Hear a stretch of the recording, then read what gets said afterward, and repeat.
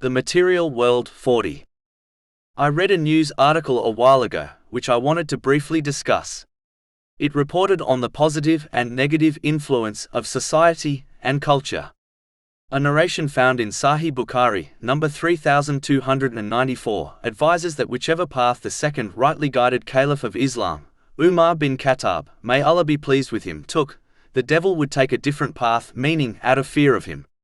One of the reasons why the devil acted in this way was because he had little influence over Umar bin Khattab, may Allah be pleased with him.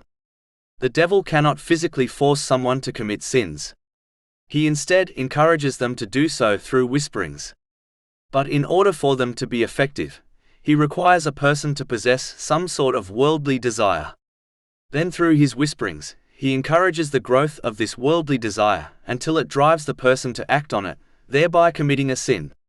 The reason the devil had little effect on Umar bin Khattab, may Allah be pleased with him, was because he had removed worldly desires from his heart. His only desires were connected to pleasing Allah, the Exalted. Therefore, if Muslims desire to minimize the effect the devil has on them, they should remove unnecessary desires from their heart.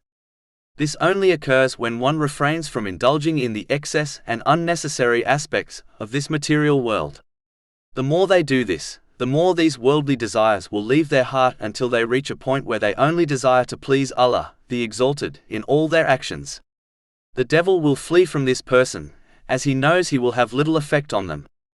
But the more one indulges in the unnecessary aspects of this material world, the more worldly desires they will possess, and therefore, the more influence the devil will have over them. Chapter 15 Al-Hijr, verses 39 to 40.